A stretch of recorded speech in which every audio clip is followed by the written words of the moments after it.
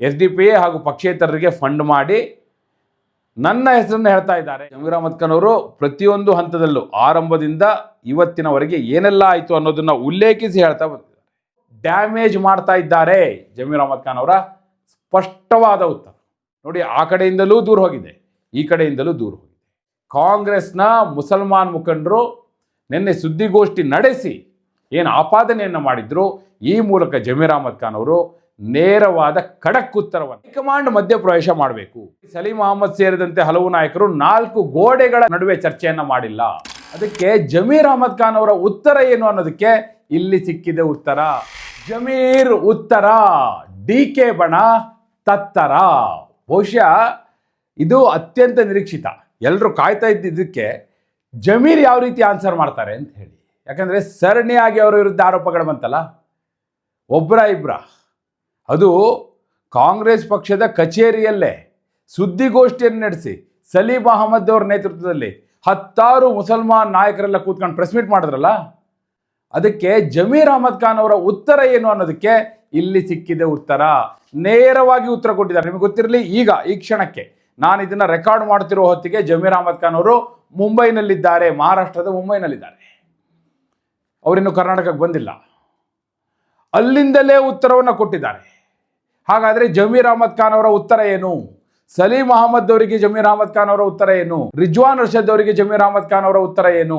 ಹಾಗೆ ಸಾಲು ಸಾಲು ಆರೋಪ ಮಾಡಿದಂತಹ ಮುಸಲ್ಮಾನ್ ಮುಖಂಡರಿಗೆ ಜಮೀರ್ ಅಹ್ಮದ್ ಖಾನ್ ಅವರ ಉತ್ತರ ಏನು?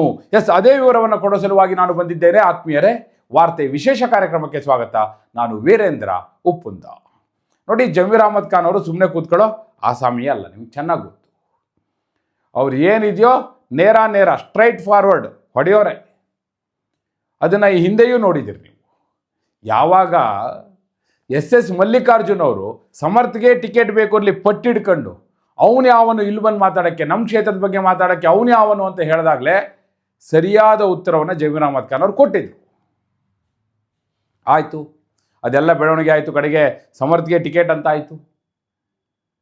ಆಗ ಏನು ಬಂತು ಮಾತು? ಸ್ವತಃ SS ಮಲ್ಲಿಕಾರ್ಜುನ್ ಅವರು ಹೇಳಿದ್ದೇನು? ಜಮೀರ್ ಅಹ್ಮದ್ ಖಾನ್ ಬಂದರೂ ನಡೆಯುತ್ತೆ, ಬರದೇ ಇದ್ರೂ ನಡೆಯುತ್ತೆ ಪ್ರಚಾರಕ್ಕೆ. ಅದಕ್ಕೆ ಜಮೀರ್ ಅಹ್ಮದ್ ಖಾನ್ ಅವರು ಏನು ಮಾಡಿದ್ರು? ಭಾಳ ಅಂದರೆ ಒಂದು ರೀತಿ ಚತುರತೆಯನ್ನು ಬರೆದ್ರು. ಹೋದಂಗೂ ಆಗಿರಬೇಕು, ಹೋಗ್ದಂಗೂ ಇರಬೇಕು ಪ್ರಚಾರಕ್ಕೆ. ಸೀದಾ SS ಮಲ್ಲಿಕಾರ್ಜುನ್ ಅವ್ರ ಮನೆಗೆ ಹೋದ್ರು, ಸಮರ್ಥ್ ಕೈ ಇಟ್ಕೊಂಡು ಎತ್ತಿದ್ರು, ಊಟ ಮಾಡಿದ್ರು, ತಿಂಡಿ ಮಾಡಿದ್ರು, ಹೊರಟ್ರು. ಏನು ಮೆಸೇಜ್ ಹೋಗ್ಬೇಕು ಆ ಮೆಸೇಜ್ ಹೋಯ್ತು. ಈಗ ಜಮೀರ್ ಅಹ್ಮದ್ ಖಾನ್ ಅವರು ಕೊಟ್ಟಿರುವಂಥ ಉತ್ತರ ಏನು? ಹಾಗಾದರೆ ಸಲೀಂ ಅಹಮದ್, ರಿಜ್ವಾನ್ ಅರ್ಷದ್ ಎಲ್ಲ ಪ್ರೆಸ್ ಮೀಟ್ ಮಾಡಿ ಏನಂತ ಆರೋಪ ಮಾಡಿದ್ರು? ಸಲೀಂ ಅಹಮದ್ ಅವರಂತೂ ಒಂದು ಹೆಜ್ಜೆ ಮುಂದೆ ಹೋಗಿ ಹೇಳ್ತಾರೆ, ನಮ್ಮದೇ ಪಕ್ಷದ ನಾಯಕರು ನಮ್ಮ ಪಕ್ಷದ ಅಭ್ಯರ್ಥಿಯ ವಿರುದ್ಧ ಷಡ್ಯಂತ್ರ ಮಾಡಿದ್ರು, ಮುಸಲ್ಮಾನರನ್ನೆಲ್ಲ ನಮ್ಮ ವಿರುದ್ಧ ಎತ್ತು ಇದೇ ಮಾತನ್ನು ಹೇಳಿದ್ರು. ಇನ್ಫ್ಯಾಕ್ಟ್ ನಾನು ಹೇಳ್ತೀನಿ ಕೇಳಿ, ಅಲ್ಲಿ ಕಾಂಗ್ರೆಸ್ ಪಾಳೆಯದಿಂದಲೇ ಏನೆಲ್ಲ ಪ್ಲಾಂಟ್ ಆಗಿದೆ ಅಂದರೆ ನಿಮ್ಗೆ ಹೇಳ್ತೀನಿ. ಕಾಂಗ್ರೆಸ್ ಪಾಳೆಯದಿಂದಲೇ ಪ್ಲಾಂಟ್ ಆಗಿರುವಂಥದ್ದು. ಜಮೀರ್ ಅಹ್ಮದ್ ಖಾನ್ ಅವರು ಅಲ್ಲಿ ದಾವಣಗೆರೆ ದಕ್ಷಿಣದ SDP ಅಭ್ಯರ್ಥಿ ಅಫ್ಜರ್ ಕೊಡ್ಲಿಪೇಟೆಗೆ ಫಂಡ್ ಮಾಡಿದ್ದಾರೆ, ಸಂಪನ್ಮೂಲ ಕಳಿಸಿದ್ದಾರೆ, ದುಡ್ಡು ಕೊಟ್ಟಿದ್ದಾರೆ. ಅಷ್ಟೇ ಅಲ್ಲ, ಪಕ್ಷೇತರರಿಗೂ ಕೂಡ ಅದಕ್ಕೂ ಉತ್ತರ ಕೊಟ್ಟಿದ್ದಾರೆ ಜಮೀರ್ ಅಹ್ಮದ್ ಖಾನ್ ಅವರು. ಏನು ಜಮೀರ್ ಅಹ್ಮದ್ ಖಾನ್ ಅವರು ಕೊಟ್ಟಿರುವಂಥ ಉತ್ತರ ಏನು? ನಾವು ಒಂದೊಂದಾಗಿ ಹೇಳ್ತಾ ಹೋಗ್ತೀನಿ. ಇದು ಸ್ವತಃ ಜಮೀರ್ ಅಹ್ಮದ್ ಖಾನ್ ಅವರು ಹೇಳಿರುವಂಥದ್ದು. ಏನು ಹೇಳಿದ್ದಾರೆ ಜಮೀರ್ ಅಹ್ಮದ್ ಖಾನ್? ಜಮೀರ್ ಅಹ್ಮದ್ ಖಾನ್ ಅವರು ಕೊಟ್ಟಿರುವಂಥ ಉತ್ತರ ನಾನು ಹೇಳ್ತೀನಿ ಕೇಳಿ, ಲಿಖಿತವಾಗಿಯೂ ಇದೆ. ಮತ್ತು ಯಾರಿಗೆ ಕೊಟ್ಟಿದ್ದಾರೆ ಈ ಉತ್ತರವನ್ನು, ಎಲ್ಲಿಗೆ ತಲುಪಿದೆ, ಈಗ ಯಾರ ಕೈಯಲ್ಲಿದೆ, ಅವೆಲ್ಲವನ್ನೂ ಹೇಳ್ತೀನಿ ನಾನು. 1 by 1 ಹೇಳ್ತಾ ಹೋಗ್ತೀನಿ.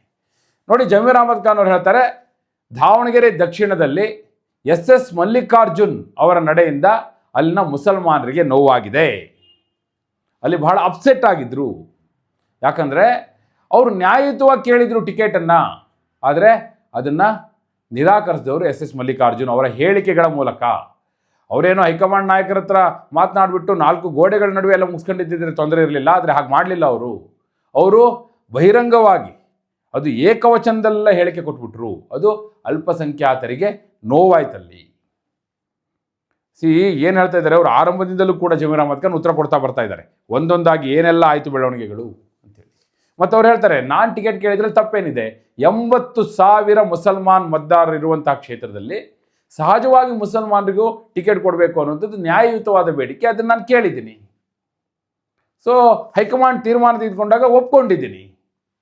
ಹೀಗಿದ್ದು SS ಮಲ್ಲಿಕಾರ್ಜುನ್ ಅವರು ಯಾವ ಹಂತಕ್ಕೆ ಹೋದರು ಅಂದರೆ ಜಮೀರ್ ಅಹಮದ್ ಖಾನ್ ಅವ್ರು ಹೇಳಿರುವಂಥದ್ದು, ಜಮೀರ್ ಅಹಮದ್ ಖಾನ್ ಪ್ರಚಾರಕ್ಕೆ ಬಂದರೂ ನಡೆಯುತ್ತೆ, ಬರದೇ ಇದ್ರೂ ನಡೆಯುತ್ತೆ ಅನ್ನುವಂಥ ಹೇಳಿಕೆಯನ್ನು ಕೊಟ್ಟರು.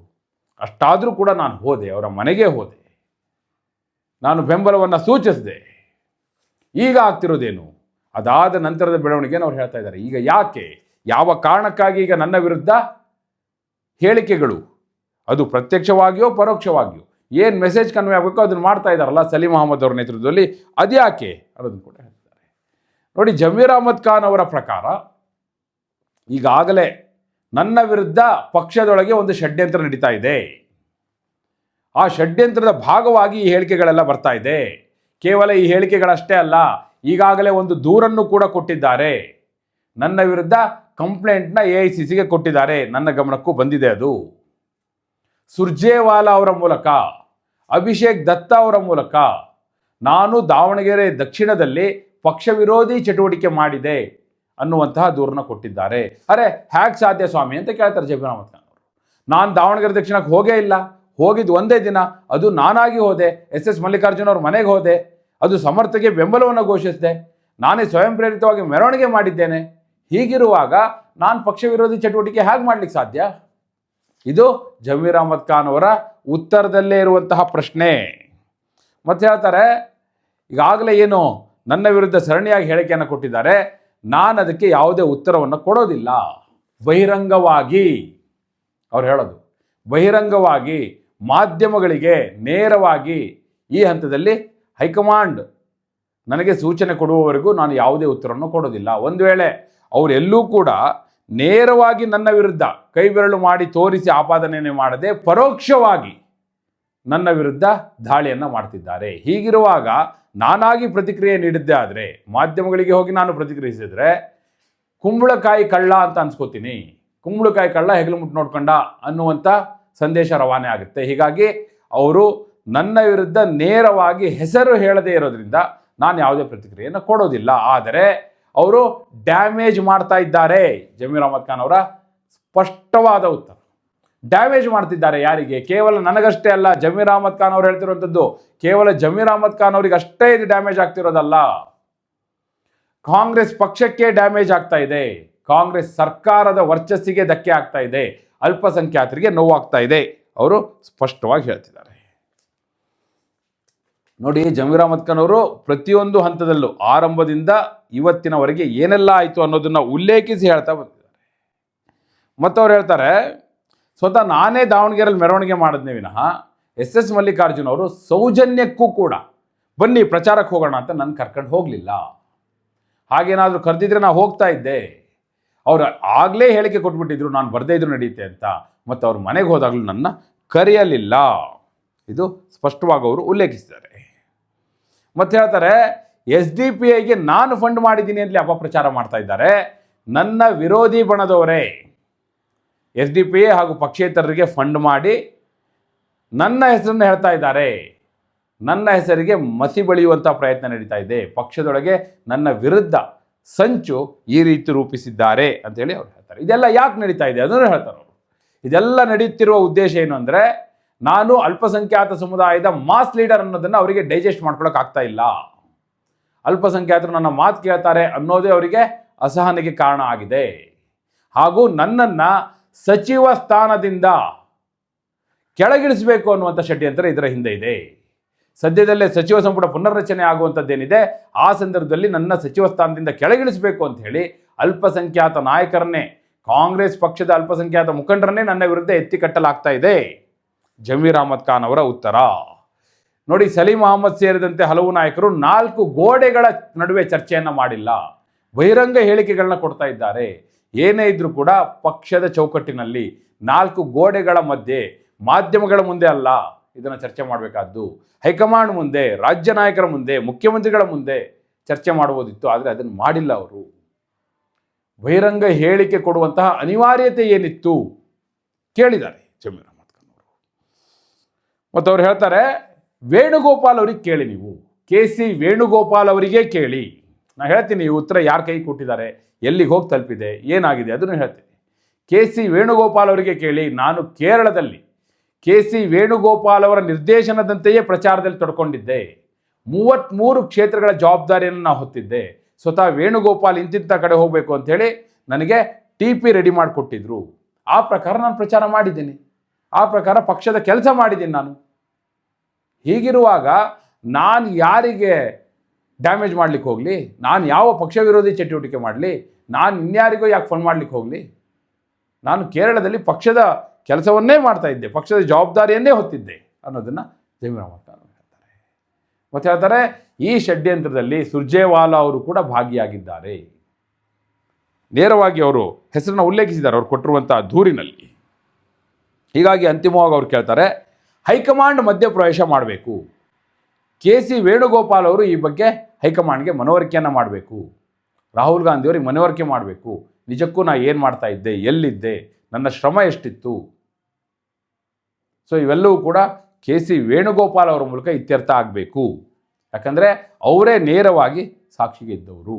ಇವರೆಲ್ಲ ಏನು ಹೇಳ್ತಿದ್ದಾರೆ, ಅದು ಯಾವುದಕ್ಕೂ ಸಾಕ್ಷಿ ಇಲ್ಲ, ಆಧಾರ ರಹಿತ ಆರೋಪಗಳನ್ನ ಮಾಡ್ತಿದ್ದಾರೆ. ಯಾವುದೇ ಒಂದು ಆಪಾದನೆಗೂ ಯಾವುದೇ ಆಧಾರ ಇಲ್ಲ. ಇಂತಹ ಆಧಾರ ರಹಿತ ಹೇಳಿಕೆಗಳಿಗೆ, ಆಧಾರ ರಹಿತ ಆಪಾದನೆಗಳಿಗೆ ಪಕ್ಷದ ಹೈಕಮಾಂಡ್ ಯಾವುದೇ ಸೊಪ್ಪು ಹಾಕಬಾರ್ದು, ಯಾವ ರೀತಿಯಲ್ಲೂ ಅದನ್ನು ಎಂಟರ್ಟೈನ್ ಮಾಡಬಾರ್ದು.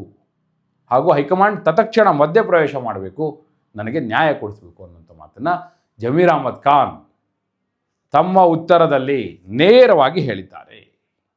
ಹಾಗಾದರೆ ಈ ಉತ್ತರವನ್ನು ಯಾರಿಗೆ ಕೊಟ್ಟಿದ್ದಾರೆ ಜಮೀರ್ ಅಹ್ಮದ್ ಖಾನ್? ನೋಡಿ, ಜಮೀರ್ ಅಹ್ಮದ್ ಖಾನ್ ಅವರು ಈ ಉತ್ತರವನ್ನು ಮುಖ್ಯಮಂತ್ರಿಗಳ ಮೂಲಕ ಹೈಕಮಾಂಡ್ಗೆ ತಲುಪಿಸಿದ್ದಾರೆ. KC ವೇಣುಗೋಪಾಲ್ ಅವರ ಮೂಲಕ ಹೈಕಮಾಂಡ್ಗೆ ತಲುಪಿಸಿದ್ದಾರೆ. ಈಗಾಗಲೇ ಹೈಕಮಾಂಡ್ ಅಂಗಳಕ್ಕೆ ಹೋಗಿದೆ. ನೀವು KC ವೇಣುಗೋಪಾಲ್ ಅವ್ರಿಗೆ ಕೇಳಿದ್ರೆ ಗೊತ್ತಾಗುತ್ತೆ. KC ವೇಣುಗೋಪಾಲ್ ಅವ್ರ ಜೊತೆ ಸುದೀರ್ಘವಾಗಿ ಈ ಬಗ್ಗೆ ಮಾತುಕತೆಯನ್ನು ನಡೆಸಿದ್ದಾರೆ, ಮುಖ್ಯಮಂತ್ರಿಗಳ ಗಮನಕ್ಕೆ ತಂದಿದ್ದಾರೆ. KC ವೇಣುಗೋಪಾಲ್ ಅವರ ಮೂಲಕ ಹೈಕಮಾಂಡ್ಗೆ ತಲುಪಿಸಿದ್ದಾರೆ. ಮುಖ್ಯಮಂತ್ರಿಗಳಿಗೂ ಮಾತನಾಡಿದ್ದಾರೆ. ಏನೆಲ್ಲ ಆಗಿದೆ ಅನ್ನುವಂಥ ವಿವರಣೆಯನ್ನು ಸ್ವತಃ ಜಮೀರ್ ಅಹ್ಮದ್ ಖಾನ್ ಸ್ವಯಂ ಪ್ರೇರಿತವಾಗಿ ಕೊಟ್ಟಿದ್ದಾರೆ. ಹಾಗೂ ಈ ಉತ್ತರವನ್ನು ಕೂಡ ಜಮೀರ್ ಅಹ್ಮದ್ ಖಾನ್ ಅವರು ಸ್ವಯಂ ಪ್ರೇರಣೆಯಿಂದಲೇ ಕೊಟ್ಟಿದ್ದಾರೆ. ತನ್ನ ವಿರುದ್ಧ ನಡೆಯುತ್ತಿರುವಂಥ ಷಡ್ಯಂತ್ರದ ಮೂಲ ಉದ್ದೇಶ ನನ್ನ ಸಚಿವ ಸ್ಥಾನದಿಂದ ಕೆಳಗಿಳಿಸುವಂಥದ್ದು ಅಂತ ಹೇಳಿ ಅವರು ಸ್ಪಷ್ಟವಾಗಿ ಹೇಳ್ತಾ ಇದ್ದಾರೆ. ಯಾರೆಲ್ಲ ಸಚಿವ ಸ್ಥಾನದ ಮೇಲೆ ಕಣ್ಣಿಟ್ಟಿದ್ದಾರೋ, ಯಾರೆಲ್ಲ ಸಚಿವ ಸ್ಥಾನಕ್ಕಾಗಿ ಹಾತೊರಿತಾ ಇದ್ದಾರೋ ಅವರ ಷಡ್ಯಂತ್ರ ಇದು. ಯಾರು ದೊಡ್ಡ ಪಟ್ಟದ ಮೇಲೆ ಕಣ್ಣಿಟ್ಟಿದ್ದಾರೋ ಅವರ ಕೈವಾಡ ಇದರ ಹಿಂದೆ ಇದೆ ಅಂಥೇಳಿ ಜಮೀರ್ ಅಹ್ಮದ್ ಖಾನ್ ಅವರು ಆಪಾದನೆಯನ್ನು ಮಾಡಿದ್ದಾರೆ. ಅಲ್ಲಿಗೆ ಕಾಂಗ್ರೆಸ್ನ ಮುಸಲ್ಮಾನ್ ಮುಖಂಡರು ನಿನ್ನೆ ಸುದ್ದಿಗೋಷ್ಠಿ ನಡೆಸಿ ಏನು ಆಪಾದನೆಯನ್ನು ಮಾಡಿದ್ರು, ಈ ಮೂಲಕ ಜಮೀರ್ ಅಹ್ಮದ್ ಖಾನ್ ಅವರು ನೇರವಾದ ಖಡಕ್ ಉತ್ತರವನ್ನು ಹಾಗೂ ಒಂದು ಕ್ಲಾರಿಟಿಯನ್ನು ಕೊಡುವಂಥ ಪ್ರಯತ್ನವನ್ನು ಈ ಮೂಲಕ ಮಾಡಿದ್ದಾರೆ. ಈಗ ಹೈಕಮಾಂಡ್ ಅಂಗಳಕ್ಕೆ ಚೆಂಡು ಹೋಗಿದೆ ನೋಡಿ. ಆ ಕಡೆಯಿಂದಲೂ ದೂರ ಹೋಗಿದೆ, ಈ ಕಡೆಯಿಂದಲೂ ದೂರ ಹೋಗಿದೆ. ಅಂತಿಮವಾಗಿ ಹೈಕಮಾಂಡ್ ಯಾವುದೋ ಒಂದು ತೀರ್ಮಾನ ತೆಗೆದುಕೊಳ್ಬೇಕಾಗುತ್ತೆ. ಆದರೆ ಹೈಕಮಾಂಡ್ ತತ್ಕ್ಷಣಕ್ಕೆ ಯಾವುದೇ ತೀರ್ಮಾನವನ್ನು ತೆಗೆದುಕೊಳ್ಳಲ್ಲ. ಮೇ 4ರವರೆಗೂ ವೆಯ್ಟ್ ಮಾಡ್ತಾರೆ. ಅದು ಕೇವಲ ದಾವಣಗೆರೆ ದಕ್ಷಿಣ ಹಾಗೂ ಬಾಗಲಕೋಟೆ ರಿಸಲ್ಟ್ ಅಷ್ಟೇ ಅಲ್ಲ, ಕೇರಳ, ಅಸ್ಸಾಂನ ರಿಸಲ್ಟ್ ಕೂಡ ಪರಿಣಾಮ ಬೀರುತ್ತೆ. ಒಂದು ವೇಳೆ ಜಮೀರ್ ಅಹ್ಮದ್ ಖಾನ್ ಅವರೇನಾದ್ರು ತಾಳ್ಮೆಗೆಟ್ಟಿದ್ದೇ ಆದರೆ ಅದು ಯಾವ ಹಂತಕ್ಕೆ ಬೇಕಾದರೂ ಹೋಗ್ಬೋದು. ಕೆಲವು ಹಿತೈಷಿಗಳು, ಜಮೀರ್ ಅಹ್ಮದ್ ಖಾನ್ ಅವರ ನಾಯಕರು, ಸಿದ್ದರಾಮಯ್ಯನವರು ಸೇರಿದಂತೆ ಹಲವರು ಸಜೆಸ್ಟ್ ಮಾಡಿದ್ದಾರೆ, ಸುಮ್ಮನೆ ಇರಿ, ಪಕ್ಷ ತೀರ್ಮಾನ ತೆಗೆದುಕೊಳ್ಳುತ್ತೆ, ಹೈಕಮಾಂಡ್ ತೀರ್ಮಾನವನ್ನು ತೆಗೆದುಕೊಳ್ಳುತ್ತೆ, ಹೈಕಮಾಂಡ್ ಎಲ್ಲವನ್ನೂ ಕೂಡ ಗಮನಿಸಿದೆ, ಹೈಕಮಾಂಡ್ ಗಮನಕ್ಕೆ ಎಲ್ಲವೂ ಕೂಡ ಹೋಗುತ್ತೆ, ನೀವು ಸದ್ಯ ಮೌನ ವಹಿಸಿ, ತಾಳ್ಮೆ ವಹಿಸಿ ಅನ್ನುವಂಥ ಸಂದೇಶವನ್ನು ಕೊಟ್ಟಿದ್ದಾರೆ. ಹೀಗಾಗಿ ಜಮೀರ್ ಅಹ್ಮದ್ ಖಾನ್ ಅವರು ಈಗ ಸದ್ಯ ಯಾವುದೇ ಬಹಿರಂಗ ಹೇಳಿಕೆಗಳನ್ನ ಕೊಟ್ಟಿಲ್ಲ. ಎರಡು ಕಡೆಯಿಂದಲೂ ಕೂಡ ಈಗ ಅಸ್ತ್ರ ಪ್ರಯೋಗ ಆಗಿದೆ. ಅಂತಿಮವಾಗಿ ಯಾರದು ಮೇಲುಗೈ ಆಗ್ಬೋದು? ಜಮೀರ್ ಅಹ್ಮದ್ ಖಾನ್ ಅವರ ವಿರುದ್ಧ ನಿಂತಿರುವಂತಹ ಮುಸಲ್ಮಾನ್ ಮುಖಂಡರು, ಸಲೀಂ ಅಹಮದ್ ಸೇರಿದಂತೆ ಹಲವು ನಾಯಕರಿದ್ದಾರೆ, ಅವರ ಗೆಲುವಾಗ್ಬೋದು, ಅಥವಾ ಜಮೀರ್ ಅಹ್ಮದ್ ಖಾನ್ ಅವರದೇ ಮೇಲುಗೈ ಆಗ್ಬೋದು. ನಿಮ್ಮ ಅಭಿಪ್ರಾಯವನ್ನು ಕಮೆಂಟ್ ಮೂಲಕ ತಿಳಿಸಿ. ಹಾಗೆ ನೀವಿನ್ನು ವಾರ್ತೆ ಚಾನಲ್ನ ಸಬ್ಸ್ಕ್ರೈಬ್ ಮಾಡಿಲ್ಲ ಅಂದರೆ ಈಗಲೇ ಸಬ್ಸ್ಕ್ರೈಬ್ ಮಾಡಿ. ಧನ್ಯವಾದ.